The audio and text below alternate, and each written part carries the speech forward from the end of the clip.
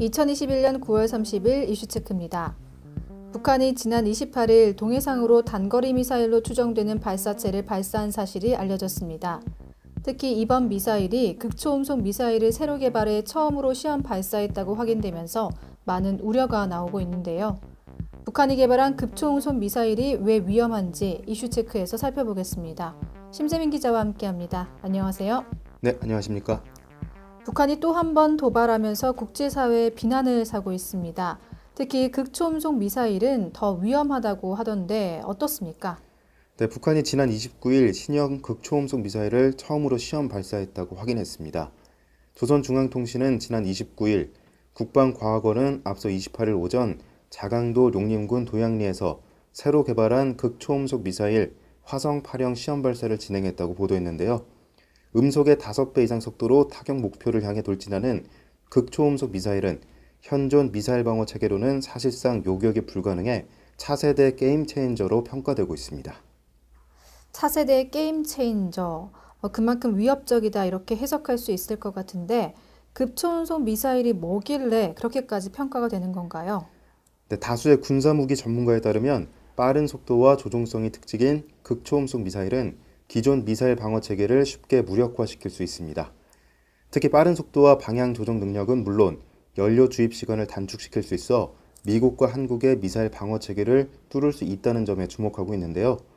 초음속 미사일의 속도가 일반적으로 음속 1에서 5 사이인 반면 북한이 개발한 극초음속 미사일은 음속 5 이상의 속도로 알려져 있습니다. 음속이라는 단어가 일반인들에게는 사실 그 위력이 쉽게 닿지 않습니다. 예를 들어서 좀 살펴볼까요? 네, 속도가 음속 1보다 약간 빠른 것으로 알려진 북한의 스커드 미사일은 발사 직후 한국 남부 지역까지 도달하는데 약 6분이 걸리는 것으로 알려졌습니다. 하지만 음속 5에서 6인 극초음속 미사일은 같은 거리에 도달하는데 약 1분이 소요되는데요. 빠른 속도뿐만 아니라 마지막 단계에서 조종까지 할 수 있어 미사일 방어망을 무력화시킬 수 있습니다. 소리보다 빨라 미사일 방어체계 경보가 울리기도 전에 큰 위험에 빠뜨릴 수 있는 거죠. 아울러 북한이 이번 미사일을 화성 8형으로 부르면서 전략 무기라고 강조한 부분은 핵 역량 탑재까지도 암시하는 것이라 한국과 미국뿐만 아니라 유엔 등 국제사회도 우려와 유감을 표하고 있습니다. 또 전문가들은 북한이 개발 발사한 것으로 알려진 극초음속 미사일이 엠프라되었다 이렇게 우려하고 있습니다. 엠플화는 어떤 개념인가요? 네, 북한은 이번 발사 소식을 전하며 엠플화 이 용어를 사용했습니다. 이것이 사실이라면 이 역시 중요한 진전이라는 평가인데요. 엠플화는 액체 연료를 주입한 상태로 장기간 보관할 수 있는 기술로 미사일의 연료 주입 시간을 아낄 수 있어 신속한 발사를 가능하게 하기 때문에 위협적이라고 할 수 있습니다. 마지막으로 우리 정부와 미국의 입장 정리해 주시죠. 네, 북한이 발사한 단거리 미사일에 대한 한국과 미국 정부의 공개 반응에서 온도차가 감지됩니다.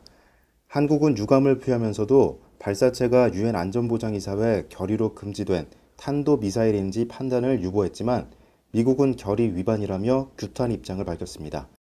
한국이 발사체 성격 규정에 더 신중한 모습인데 최근 북한이 자국의 국방력 강화를 도발로 매도하지 말라고 요구한 상황에서 제재 위반을 지적하면 북한을 자극할 가능성을 고려한 것이 아니냐는 관측이 나옵니다.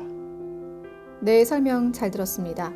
차세대의 게임 체인저로 평가되는 극초음속 미사일을 북한이 시험 발사하는 단계까지 도달하자 한미 군 당국의 미사일 방어망 보완이 시급해졌다는 평가가 나오고 있습니다.